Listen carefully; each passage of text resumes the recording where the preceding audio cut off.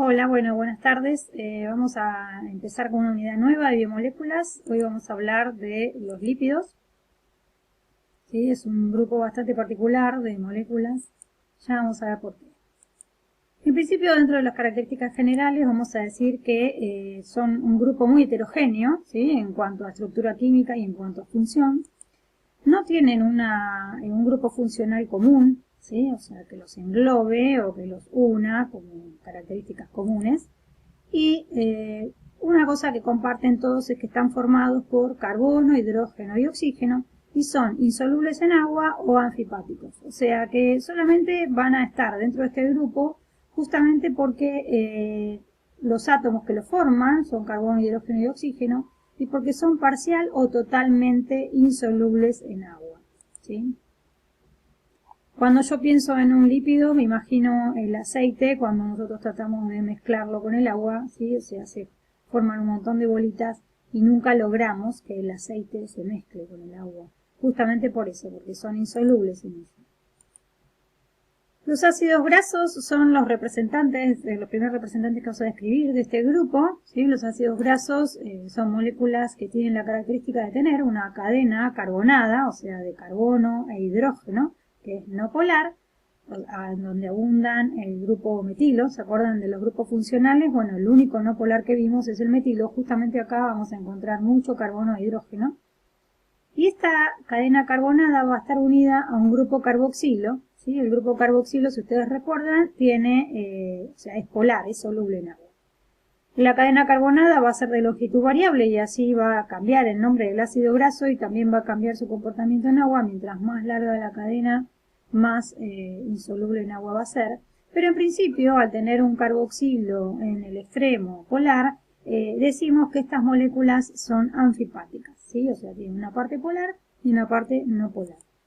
Vamos a encontrar dos tipos de ácidos grasos. Los ácidos grasos como estos, que son ácidos grasos saturados, en donde yo acá reconozco el carboxilo y toda la cola carbonada, ven que es todo carbono e hidrógeno. Este es un ejemplo de el ácido palmítico. Fíjense cómo se dispone esto en el espacio, como si fuera un zigzag. ¿Está? Todas las pelotitas grises son los carbonos, las azules son los hidrógenos y las rojas son los oxígenos. Esta sería la parte polar de la molécula y toda esta sería la parte no polar. Bueno, en cuanto a los ácidos grasos insaturados, lo que nosotros notamos acá como principal diferencia es que en la cadena carbonada, en lugar de haber enlaces simples como teníamos en el ácido graso saturado, en el insaturado se presentan uno o más dobles enlaces. Acá yo tengo el ejemplo de un doble enlace, pero puede haber más de uno. Las características de los dobles enlaces entre los carbonos, si bien ustedes todavía no lo vieron, supongo, porque no cursaron química, y si ya lo hicieron, tal vez sí se acuerden, de que las características de los dobles enlaces entre los carbonos hace que estos átomos se acerquen, o sea que son enlaces más cortitos que los enlaces simples, y eso también hace que la cadena se tuerza. De todos modos, esta disposición en el espacio va a depender de si estos dos hidrógenos que están acá me quedan alternados o me quedan para el mismo lado, ¿sí? Igual eso lo van a ver más adelante en la carrera, pero en principio estos dobles enlaces lo que hacen es torcer a la cola carbonada en el espacio. Y mientras más dobles enlaces presente la cadena, más se va a torcer esta cola en el espacio. ¿Estamos de acuerdo? Los ácidos grasos insaturados son característicos de las células vegetales, mientras que los ácidos grasos saturados son los característicos de las células animales. En el caso del comportamiento en agua de los ácidos grasos, teniendo en cuenta estas características de tener una cabeza polar y una cola no polar, se van a disponer formando estas estructuras, ¿sí? O sea que son esféricas, que se llaman micelas. Las cabezas polares van a estar en contacto con el agua y las colas no polares van a estar hacia el centro de esa pelotita. La función que tienen estos ácidos grasos va a ser, como los monosacáridos, dar energía a la célula. La diferencia con los monosacáridos en cuanto a este aporte de energía es que suelen dar mucha más energía que un monosacárido, los ácidos grasos, si consideramos, por ejemplo, un ácido graso de 6 carbonos, le va a dar a la célula mucha más energía que la glucosa, que también tiene 6 carbonos. El tema con los ácidos grasos es que tardan un poco más en dar energía a la célula. Entonces, si la célula necesita energía rápidamente, como puede pasar con una célula muscular, los ácidos grasos no serían una fuente primaria, ¿sí? O sea, a la que recurre la célula para poder obtener energía, sino que recurriría a los monosacáridos que pueden romperse y dar energía más rápidamente. Los aciglicéridos o glicéridos son otro grupo de estos lípidos. Las características que tienen es que, aparte de tener ácidos grasos en su estructura, tienen un alcohol que se llama glicerol, ¿sí? Este glicerol es un alcohol que tiene 3 carbonos y en cada carbono un grupo oxidrilo. A estos oxidrilos se les va a unir un ácido graso, ¿sí? O sea, yo puedo unir a estos 3 oxidrilos 3 ácidos grasos o solamente uno, ¿sí? Acá me faltan los oxidrilos, pero se ve el oxígeno, porque yo quiero mostrar acá cómo es que el ácido graso se une con el glicerol. Este sería el glicerol, este sería el ácido graso, este es el carboxilo del ácido graso y se unen, ¿sí? O sea, alcohol con el oxidrilo del carboxilo, liberando, ¿sí? Una molécula de agua. Este tipo de unión se llama unión éster. Podemos unir un ácido graso al glicerol y entonces tendríamos un monoglicérido o monoacilglicérido, se puede decir de las dos maneras. Entonces tenemos glicerol más un ácido graso. Podemos unir 2 ácidos grasos, o sea, supónganse uno acá y otro en este otro carbono, y ahí tendríamos un diacilglicérido o un diglicérido, ¿sí? Y si nosotros tenemos 3 ácidos grasos, o sea, en cada uno de los oxidrilos de este glicerol, vamos a tener un triglicérido o un triacilglicérido, ¿sí? O sea, les pongo cómo se puede mencionar porque lo pueden encontrar de las dos maneras. La función de los acilglicéridos es reserva energética a largo plazo, primordialmente, ¿sí? O sea, así es como la célula guarda los ácidos grasos que va a usar más adelante. Estos acilglicéridos entonces pueden acumularse, no hay un límite para depositarlos, y aparte de esa función de reserva energética a largo plazo, tiene otras funciones, sobre todo en animales, en donde estos acilglicéridos en forma de grasa protege las vísceras, y también en otros animales, en animales que viven en zonas frías, pueden funcionar estas grasas como aislantes térmicos, ¿sí? Por eso vamos entonces a mencionar la diferencia entre las grasas y los aceites, porque son acilglicéridos, por lo general son triacilglicéridos, tanto las grasas como los aceites son triacilglicéridos, o sea que tienen 3 ácidos grasos y un glicerol, pero si uno piensa en grasa, piensa en una molécula que es sólida a temperatura ambiente. En la estructura de una grasa vamos a encontrar ácidos grasos saturados. Y entonces, si ustedes se acuerdan lo que dijimos antes de los ácidos grasos saturados, que se disponían en el espacio como si fuera un zigzag, las grasas van a ser más compactas, ¿sí? O sea, más densas, porque esos ácidos grasos se van a acomodar mucho mejor en el espacio. Estas grasas van a estar presentes en células animales, ¿sí? En el caso de los aceites, vamos a encontrar que en ellos abundan los ácidos grasos insaturados. A diferencia de los saturados, dijimos que estos ácidos grasos presentaban dobles enlaces y eso hacía que las colas carbonadas de estos ácidos grasos se tuerzan en el espacio. Por cada doble enlace que presente esa cola carbonada, la cola se va a torcer en el espacio y eso hace que los aceites sean menos densos, ¿sí? O sea, y por eso son líquidos a temperatura ambiente y van a estar presentes en las células vegetales. Ahora, ¿en dónde encontramos estas macromoléculas en los seres vivos? En el caso de los aceites que dijimos que estaban en células vegetales, las plantas guardan aceites en las semillas, ¿sí? O sea, esta semilla necesita tener aceites almacenados para poder obtener energía para el crecimiento hasta que la planta pueda salir a la superficie y comenzar a hacer fotosíntesis, ¿sí? Y en el caso de las células animales, bueno, está claro acá dónde se guarda la grasa, claramente, ¿no? Los fosfolípidos, que son el siguiente grupo dentro de los lípidos, van a tener la característica de poseer un grupo fosfato, ¿sí? Y dentro de esa estructura vamos a encontrar un grupo fosfato, un alcohol y uno o dos ácidos grasos. Ya vamos a ver de qué depende que tenga uno o que tenga dos. Vamos a dividir a los fosfolípidos en dos clases, los glicerofosfolípidos y los fosfoesfingolípidos. Y ahora vamos a ver las diferencias entre cada uno. Pero en principio las características comunes a los dos es que son anfipáticos, ¿sí? O sea que presentan una zona polar y una zona no polar.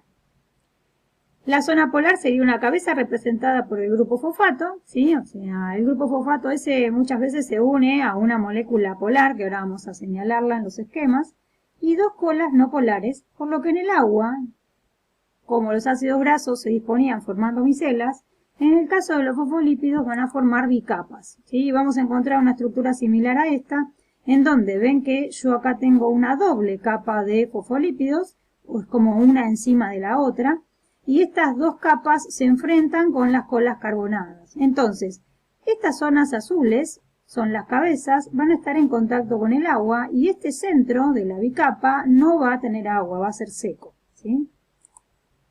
Por eso, por esta disposición que adoptan los fosfolípidos en el agua, los fosfolípidos son una parte muy importante de las membranas biológicas. Todas las membranas biológicas tienen un esqueleto hecho de fosfolípidos. Las clases de fosfolípidos dijimos que estaban los fosfoglicéridos, que estaban formados por un glicerol, dos ácidos grasos y un grupo fosfato. Vuelvo a repetir, este grupo fosfato puede estar unido a otra molécula más polar y entonces eso hace que la cabeza sea más polar aún.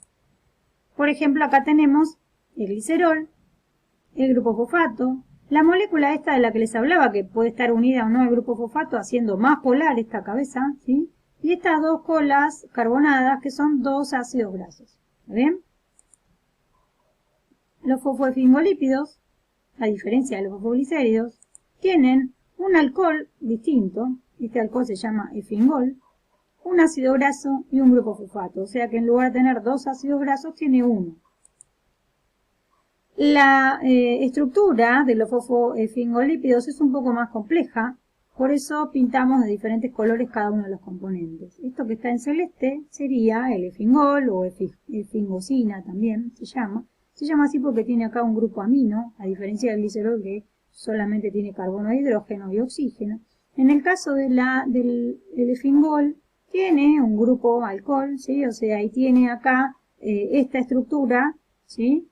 Que está formada por carbono, tiene acá un grupo amino y a este amino se le une el ácido graso, el único ácido graso que tiene esta molécula. Y tenemos entonces dos cadenas carbonadas, una que es del efingol y otra que va a aportar el ácido graso. En el caso de la cabeza, que sería la cabeza polar, tenemos el grupo fosfato y unido a ese grupo fosfato una molécula, ¿sí?, polar. Por eso esto se llama fosfocolina, porque es un grupo fosfato unido a la colina. La colina es esto que está acá, no importa, ¿sí? O sea, es una molécula que agrega más polaridad a la cabeza polar. Por lo tanto, acá tenemos en los fosfoglicéridos la cabeza polar representada por el grupo fosfato y la molécula polar y las colas no polares representadas por los dos ácidos grasos. Mientras que en los fosfoesfingolípidos yo tengo que la cabeza polar está representada por el grupo fosfato, también, igual que los fosfoglicéridos, y las colas no polares, a diferencia de los fosfoglicéridos, acá van a estar dadas por la cola del ácido graso y la cola del efingol. Otro grupo van a ser los glucolípidos, ¿sí? Los glucolípidos van a tener la característica de también estar formados por efingol. Ese efingol también va a estar unido a un ácido graso, pero acá en lugar de tener un grupo fosfato tenemos un hidrato de carbono. Van a ser constituyentes de las membranas plasmáticas, más específicamente van a estar dispuestos mirando hacia el exterior de la membrana plasmática. Y este hidrato de carbono que vamos a encontrar unido a o sea, formando parte de este glucolípido, puede ser un monosacárido, ¿sí? O sea, en ese caso va a ser un cerebrósido, o un oligosacárido, en ese caso va a ser un gangliósido. En el caso de estas moléculas, son, por ejemplo, de este tipo, son los grupos sanguíneos que nosotros tenemos, que poseen los seres humanos, el grupo A, el grupo B, AB y 0, son glucolípidos de superficie de las células sanguíneas. En este caso tenemos una representación de cómo es un glucolípido. Esto sería el ácido graso, lo que está en celeste. Lo que está en verde es el efingol, ¿sí? Y acá tenemos el monosacárido para formar un cerebrósido. Y acá tenemos al oligosacárido, ven que tiene varios monosacáridos, ¿sí? Para formar un gangliósido. Estos glucolípidos, la característica que van a tener es que van a captar señales del medio. Ya lo vamos a ver más adelante, pero en principio recuerden lo que vimos para oligosacáridos, ¿sí? En el caso del siguiente y último grupo, tenemos acá a los esteroides. Los esteroides van a ser un grupo de lípidos totalmente distinto a lo que vimos hasta ahora, ¿sí? Lo único igual es que están formados también por carbono e hidrógeno, ¿sí? Pero estos derivan de estructuras anilladas. Y una estructura anillada que tiene un nombre pero muy largo, que nos tomamos el trabajo de contar las letras, y son 30 letras. Es el ciclopentano peridrofenantreno. Son 4 anillos, ¿sí? Unidos entre sí. Bueno, sí, esa es la cara que ponen todos cuando damos esto en clase, pero como no los puedo ver, me los imagino. Acá tenemos los 4 anillos, ¿sí? O sea que están formados por carbono e hidrógeno, y sobre la estructura de estos 4 anillos se forman o derivan todos los esteroides, ¿sí? Miren cómo los miran. Bueno, y dentro de este grupo nosotros tenemos que se encuentran el colesterol, que es un constituyente importante de las membranas celulares animales. Cuando veamos membrana vamos a ver bien qué función tiene. Tenemos hormonas como el cortisol, o también hormonas sexuales como la testosterona, los estrógenos, la progesterona. Tenemos vitaminas, como por ejemplo la vitamina D, que es muy importante en el metabolismo del calcio, ¿sí? Acá estaría la estructura de todas las moléculas que mencionamos. Y observen cómo están estos 4 anillos formando parte de estas moléculas. Bueno, eso es todo por ahora. Vamos a vernos la próxima en el capítulo de ácidos nucleicos. Hasta luego.